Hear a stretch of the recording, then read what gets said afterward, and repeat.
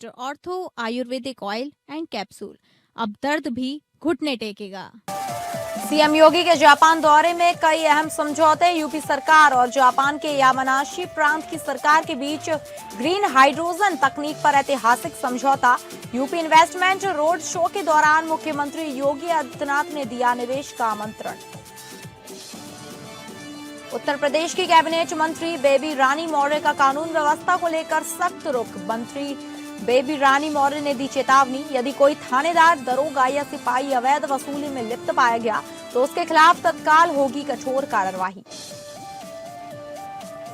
UP के फतेहपुर में 2 bike की टक्कर में शादी समारोह में जा रहे बाइक सवार 3 भाइयों की मौत। वहीं महोबा में तेज रफ्तार पिकअप वाहन की चपेट में आने से 3 महिलाओं की मौत।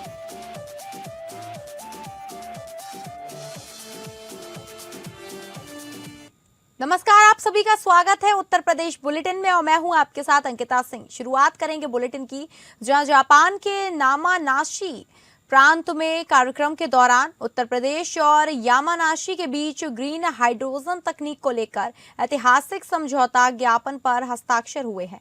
जापान के यामानाशी प्रांत में यूपी इन्वेस्टमेंट रोड शो के दौरान मुख्यमंत्री योगी आदित्यनाथ ने दिया निवेश का आमंत्रण। सीएम योगी ने कहा कि प्रदेश के उच्च तकनीकी संस्थानों के छात्र जापान में प्रशिक्षण प्राप्त करेंगे और तकनीक को प्रदेश की इंडस्ट्री, पब्लिक ट्रांसपोर्ट और ऊर्जा क्षेत्र में लागू किया जाएगा। यह पहल प्रधानमंत्री मोदी के नेट जीरो लक्ष्य को प्राप्त करने की दिशा में महत्वपूर्ण कदम साबित होगी। सीएम योगी ने कहा कि रोबोटिक्स भविष्य की प्रमुख तकनीक है। उत्तर प्रदेश सरकार ने बजट में रोबोटिक्स सेंटर ऑफ एक्सीलेंस स्थापित करने की व्यवस्था की है। उत्तर प्रदेश और यामानाशी के बीच सहयोग भारत जापान संबंधों को नई ऊंचाई तक ले जाएगा। सीएम योगी ने कहा, रिएक्टिव नहीं प्रिएक्टिव नीतियों से बदला उत्तर प्रदेश। मुख्यमंत्री योगी आदित्यनाथ ने यामानाशी प्रांत के राज्यपाल एवं उनकी टीम के प्रति आभार व्यक्त करते हुए कहा कि जापान सरकार और यामानाशी प्रशासन ने भारतीय प्रतिनिधि मंडल को उनके विशिष्ट क्षेत्रों को नजदीक से समझने और उद्योग जगत से सीधे संवाद का महत्वपूर्ण अवसर प्रदान किया है। सीएम योगी ने उपस्थित इंडस्ट्री लीडर्स तथा भारतीय समुदाय के लोगों का भी स्वागत किया। सीएम ने बताया कि दिसंबर 2024 में यामानाशी के राज्यपाल उत्तर प्रदेश आए थे और उसके बाद दोनों सरकारों के बीच निरंतर संवाद, फॉलो अप तथा प्रतिनिधि मंडलों के आदान प्रदान से यह सहयोग नई दिशा में आगे बढ़ा। उन्होंने कहा कि बिजनेस डेलीगेशन के अध्ययन और रिपोर्ट के बाद आज राज्यपाल के आमंत्रण पर उत्तर प्रदेश का प्रतिनिधिमंडल यामानाशी पहुंचा है, जहां सहयोग को ठोस रूप मिला है।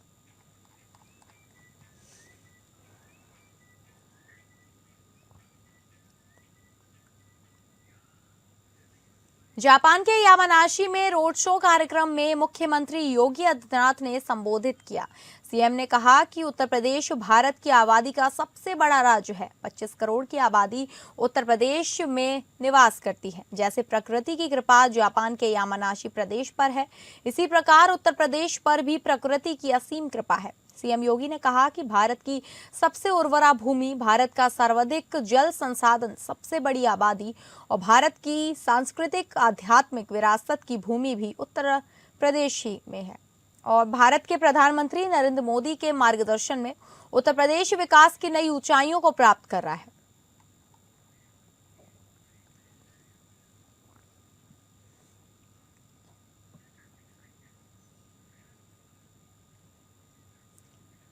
उत्तर प्रदेश की कैबिनेट एवं जिले की प्रभारी मंत्री बेबी रानी मौर्य ने बुधवार को सर्किट हाउस में समीक्षा बैठक के दौरान कड़े तेवर दिखाए। पत्रकारों से वार्ता करते हुए उन्होंने स्पष्ट किया कि कानून व्यवस्था से खिलवाड़ बर्दाश्त नहीं होगा। उन्होंने चेतावनी दी कि यदि कोई थानेदार, दरोगा या सिपाही अवैध वसूली में लिप्त पाया गया तो उसके खिलाफ तत्काल कठोर कार्रवाई की जाएगी। आगामी गर्मी के मद्देनजर मंत्री ने जल शक्ति मिशन और विद्युत विभाग के अधिकारियों को सुचारू आपूर्ति सुनिश्चित करने के निर्देश दिए। उन्होंने आश्वस्त किया कि मार्च के अंत तक बिजली व्यवस्था पूरी तरह दुरुस्त हो जाएगी। आगामी होली और रमजान के त्योहारों को देखते हुए उन्होंने नगर निगम को साफ सफाई और चाक चौबंद व्यवस्था बनाए रखने का अल्टीमेटम दिया है।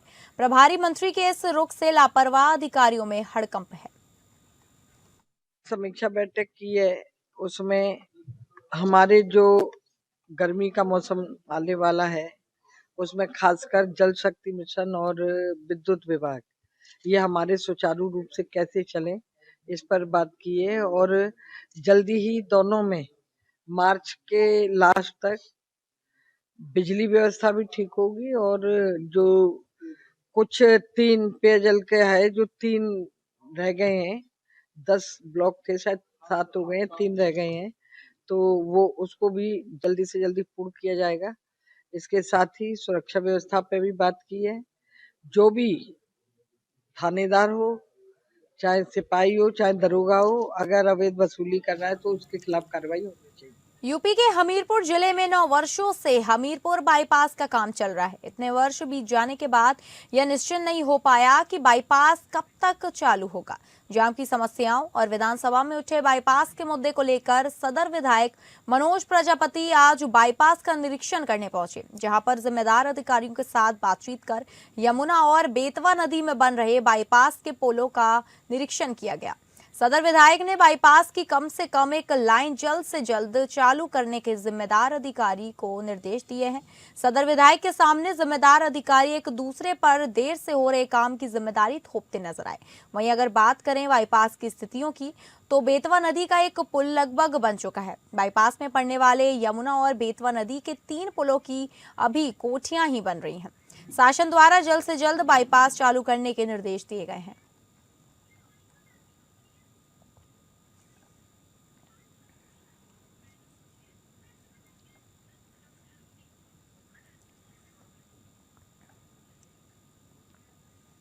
झांसी के गुरसराय थाना क्षेत्र के आलमपुरा किसान परिवार में उस समय कोहराम मच गया जब परिवार के मुखिया ने साहूकारों से परेशान होकर मौत को गले लगा लिया।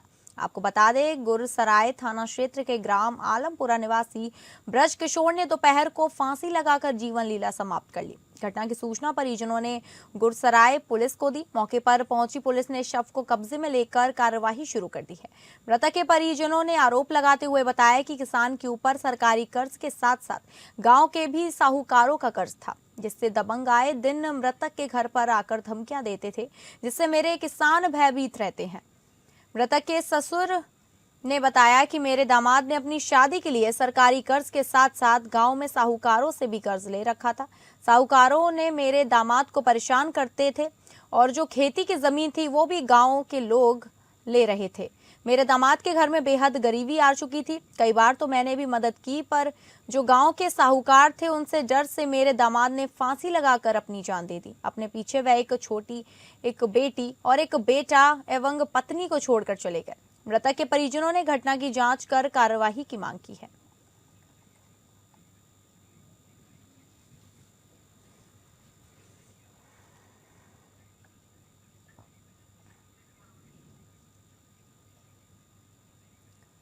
हरदोई जनपद के थाना लोनार क्षेत्र के अंतर्गत थाना पर जानलेवा हमला करने वाले आरोपी को पुलिस ने एक मुठभेड़ के बाद गिरफ्तार कर लिया है।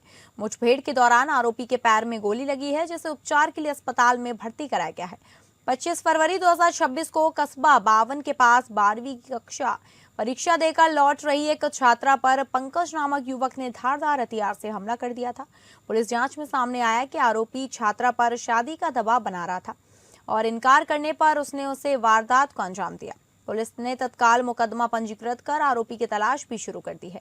26 फरवरी की रात जब पुलिस टीम आरोपी पंकज की निशानदेही पर घटना में प्रयुक्त हथियार बरामद कर लौट रही थी, तब ग्राम जगदीशपुर के पास आरोपी ने आरक्षी रोहित कुमार की सरकारी राइफल छीनकर भागने का प्रयास किया।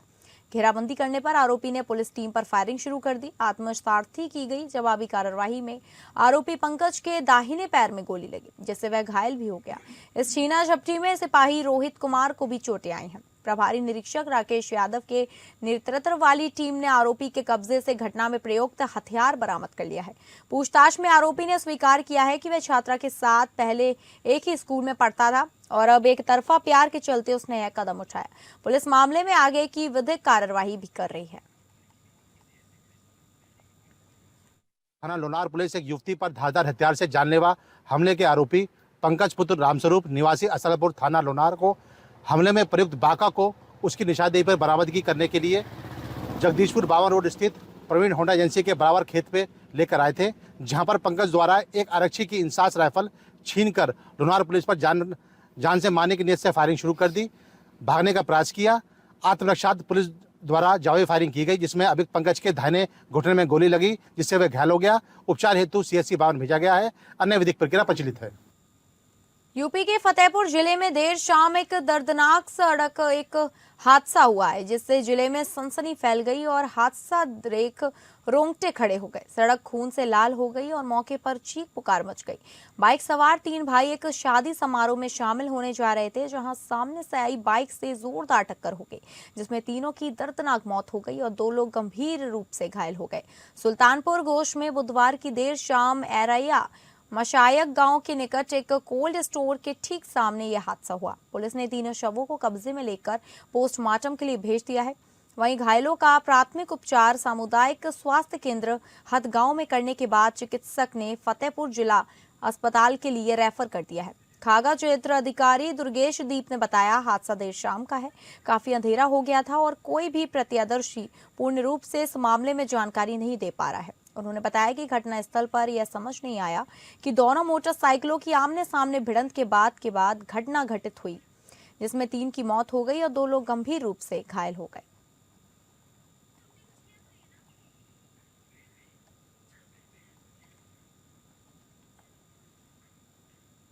यूपी के फतेहपुर जनपद में शादी समारोह के दौरान फायरिंग की एक गंभीर घटना सामने आई है। बुधवार गुरुवार की मध्य रात्रि करीब 12 बजे कोतवाली क्षेत्र के फरीदपुर मोड़ स्थित एक गेस्ट हाउस में जयमाल कार्यक्रम के दौरान बारातियों के बीच हुए विवाद में अचानक गोली चल गई। गोली लगने से दूल्हे का एक मित्र गंभीर रूप से घायल हो गया, जिससे समारोह स्थल पर अफरा तफरी मच गई। घायल की पहचान 40 वर्षीय रवि प्रताप सिंह पुत्र चंद्रभान सिंह निवासी मोहनपुरवा थाना मटौंध बांदा के रूप में हुई है। प्रत्यक्षदर्शियों के अनुसार गोली उनके सीने के पास लगी, जिससे उनकी हालत नाजुक हो गई। घटना के तुरंत बाद परिजन और बारातियों ने आनन फानन में सामुदायिक स्वास्थ्य केंद्र बिंदकी लेकर पहुंचे, जहां प्राथमिक उपचार के बाद चिकित्सकों ने हालत गंभीर देखते हुए जिला अस्पताल रेफर कर दिया। चिकित्सकों के अनुसार फिलहाल घायल की स्थिति स्थिर है और उपचार भी जारी है। बताया गया है कि मोहल्ला उत्तरी गौतम नगर निवासी दूल्हा भानु प्रताप सिंह हाड़ा की शादी जाफराबाद गांव निवासी शैलेंद्र सिंह की पुत्री शालिनी सिंह के साथ तय की गई थी। जयमाल कार्यक्रम के दौरान गेस्ट हाउस के बाहर किसी बात को लेकर बारातियों में विवाद हो गया। इसी बीच फायरिंग भी हो गई। घटना के बाद एक बार फिर हर्ष फायरिंग जैसी खतरनाक प्रथा पर सवाल खड़े हो गए हैं। प्रशासन ने लोगों से शादी विवाह जैसे आयोजन में कानून का पालन करने और इस तरह की लापरवाही से बचने की अपील की है। सूचना मिलते ही कोतवाली प्रभारी पुलिस बल के साथ मौके पर पहुंचे और जांच भी शुरू कर दी। पुलिस ने मौके से साक्ष्य जुटाए और समारोह में मौजूद लोगों से पूछताछ भी की जा रही है। प्रभारी निरीक्षक के अनुसार घायल के बयान में स्पष्ट नहीं हो सका कि फायर किसने किया। पुलिस पूरे मामले की गंभीरता से जांच कर रही है और दोषियों के खिलाफ सख्त कार्रवाई की बात कही है।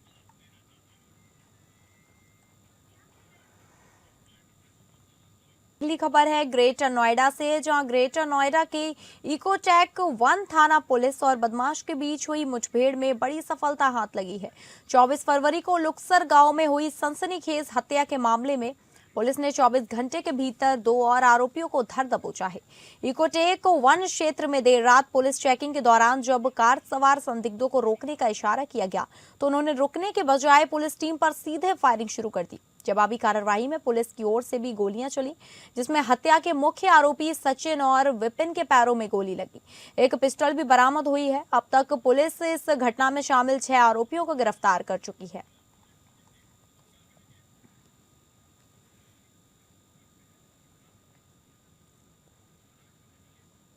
यूपी के हमीरपुर जिले में सोशल मीडिया पर बुजुर्ग के साथ यूपी पुलिस का अभद्रता करने का एक वीडियो सोशल मीडिया पर तेजी से वायरल हो रहा है। मोधा पुलिस पर एक बुजुर्ग के साथ मारपीट करने और बुजुर्ग के कपड़े फाड़ने के आरोप वायरल वीडियो में लगाए गए हैं। बताया जा रहा है कि वारंटी को पकड़ने बिहरका गांव पुलिस गई थी।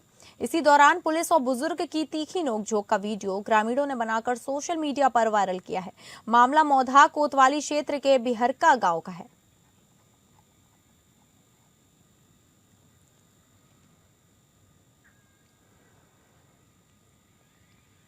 उत्तर प्रदेश के बिजनौर में शादी समारोह से लौट रहे युवकों की बोलेरो कार अनियंत्रित होकर गंग नहर में समा गई। यह दर्दनाक हादसा बुधवार देर रात करीब 1:15 पर हुआ, जिसमें 2 युवकों की मौत हो गई और 4 अन्य गंभीर रूप से घायल हो गए। यह दुर्घटना नजीबाबाद के पास गंग नहर पुल पर हुई, जब युवक ऋषिकेश लौट रहे थे। तेज रफ्तार बोलेरो अचानक अनियंत्रित होकर रेलिंग तोड़ते हुए गंग नहर में गिर गई। हादसे में 35 वर्षीय सतीश और 30 वर्षीय सचिन की मौके पर ही मौत हो गई। इस हादसे में विशाल, मोहित, विशाल और अंकित गंभीर रूप से घायल हैं, जिन्हें एम्स ऋषिकेश रेफर किया गया है। इससे पहले नवंबर 2024 में भी बिजनौर में धामपुर क्षेत्र के पास नेशनल हाईवे पर शादी से लौट रहे एक परिवार की कार हादसे का शिकार हुई, जिसमें दूल्हा दुल्हन सहित 7 लोगों की मौत हो गई थी।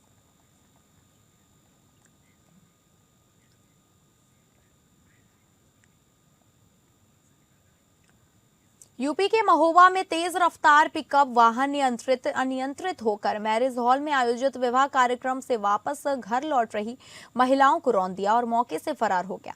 हादसे में 3 महिलाओं की दर्दनाक मौत हो गई, जबकि एक अन्य महिला गंभीर रूप से घायल हो गई। राहगीरों की सूचना पर पहुंची 108 एम्बुलेंस की मदद से सभी घायलों को इलाज के लिए जिला अस्पताल में भर्ती कराया गया, जहां तैनात डॉक्टर ने एक महिला को देखते ही मृत घोषित कर दिया, जबकि दूसरी महिला ने इलाज के दौरान दम तोड़ दिया। जिला अस्पताल में प्राथमिक उपचार के बाद हालत नाजुक होने पर झांसी मेडिकल कॉलेज रेफर की गई। 2 महिलाओं में से एक ने रास्ते में ही मौत हो गई, जबकि दूसरी घायल महिला जिंदगी और मौत से जंग लड़ रही है। एक साथ 3 महिलाओं की मौत से परिजनों में कोहराम मचा हुआ है। घटना की सूचना मिलते ही सदर विधायक राकेश गोस्वामी ने अस्पताल पहुंचकर पीड़ित परिवारों को हर संभव मदद भरोसा दिलाया है। पीड़ित परिजनों को शासन द्वारा मिलने वाली आर्थिक सहायता जल्द से जल्द दिलाई जाएगी। इसके साथ ही मुख्यमंत्री को पत्र लिखकर अतिरिक्त सहायता दिलाने का प्रयास किया जाएगा। होटल से घर आ रही थे, 5 लोग थी महिलाएं, जो कि आरटीओ ऑफिस के सामने की घटना है। उसमें एक तेज स्पीड से पिकअप वाले ने पीछे से 5 महिलाओं को मारता हुआ निकल गया और जो इसके बाद एक महिला बच गई। ये रात की घटना है, जिसमें एम्बुलेंस के द्वारा 4 महिलाओं को लाया गया था। उसमें से एक महिला एक्सपायर हो चुकी थी और 3 महिलाओं का इलाज जारी था। उसमें से एक महिला जिसका इलाज चल रहा था, उसकी इलाज के दौरान मौत हो गई। 2 महिलाओं को महारानी लक्ष्मीबाई मेडिकल कॉलेज के लिए हमने रेफर कर दिया था। ये आरटीओ ऑफिस के पास हुई है और रेलिंग के बगल से आ रही थी, साइड से आ रही थी। पिकअप वाला नफे में हो जैसा भी हो, पीछे पे मारता हुआ चला गया। गाजियाबाद के ट्रोनिका सिटी क्षेत्र से बेहद चिंताजनक खबर सामने आई है। पचायरा गांव में 2 दिनों के भीतर 13 मोर के शव मिलने से हड़कंप मच गया। अब पोस्टमार्टम रिपोर्ट में बड़ा खुलासा हुआ है। ट्रोनिका सिटी थाना क्षेत्र के पचायरा गांव में मिले 10 मोरों के शवों की पोस्टमार्टम रिपोर्ट में जहर की पुष्टि हुई है। रिपोर्ट के मुताबिक कीटनाशक युक्त दाना खाने से मोरों की मौत हुई है। घटना के बाद वन विभाग ने सभी शवों को पोस्टमार्टम के लिए भेज दिया था, जहां जांच में स्पष्ट हुआ कि जहरीले पदार्थ के सेवन से उनकी जान गई। मामले की गंभीरता को देखते हुए वन विभाग की टीम गांव में लगातार कैंप कर रही है। ग्रामीणों के सहयोग से आसपास के इलाकों में मौजूद मोरों को पकड़कर उनकी जांच कराई जा रही है। पशु चिकित्सकों द्वारा एहतियातन इंजेक्शन लगाए जा रहे हैं, ताकि अन्य मोरों की जान बचाई जा सके और उन्हें किसी भी तरह के कीटनाशक से होने वाले नुकसान से सुरक्षित रखा जा सके। खेतों में कीटनाशकों के इस्तेमाल को लेकर जागरूक भी किया जा रहा है। राष्ट्रीय पक्षी मोर की मौत से गांव में शोक और आक्रोश का माहौल है। वहीं अब सवाल ये है कि खेतों में कीटनाशकों के उपयोग पर निगरानी कैसे बढ़ाई जाए, ताकि ऐसी घटनाएं दोबारा ना हो। फिलहाल वन विभाग मामले की जांच में जुटा है।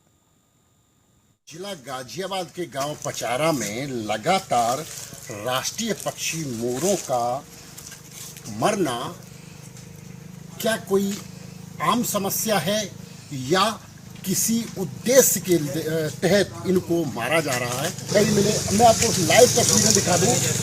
देखिए किस तरह से जो गांव के लोग हैं, गांव के प्रधान जी हैं, इन जिस तरह से जो बीमार पक्षी हैं उनको पकड़ते हैं, डॉक्टर साहब को बुलवाते हैं और इंजेक्शन लगवाते हैं। हालांकि यह तमाम ग्रामीण खड़े हुए हैं और ग्रामीण सिर्फ इसीलिए लगे हुए हैं कि इन पक्षियों को कैसे भी जीवन दान दिया जा सके। लेकिन आखिर वो वजह क्या है कि किस तरह से, क्यों आखिर लगातार एकदम से पक्षियों का मरने का जो सिलसिला है वो लगातार जारी है? वजह तो ये हो सकती है जी, या तो किसी ने इसमें दाने में कुछ इन्हें नशे की दवाई खिला दी है, या कुछ और भी हो सकती है। कई वजह हो सकती है इसमें।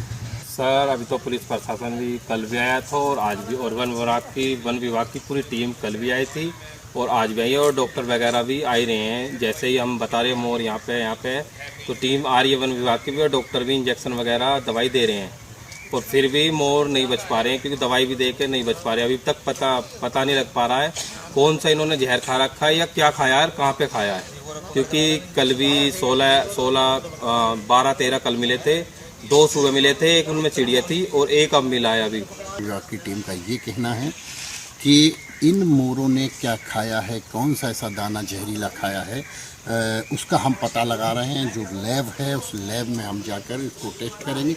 हालांकि एक डॉक्टर यहाँ नियुक्त किया गया है, बाकायदा वो डॉक्टर गांव वालों के बुलावे पे तुरंत आते हैं, इनको जो इस तरह के बीमार पक्षी मिलते हैं उनको इंजेक्शन भी देते हैं।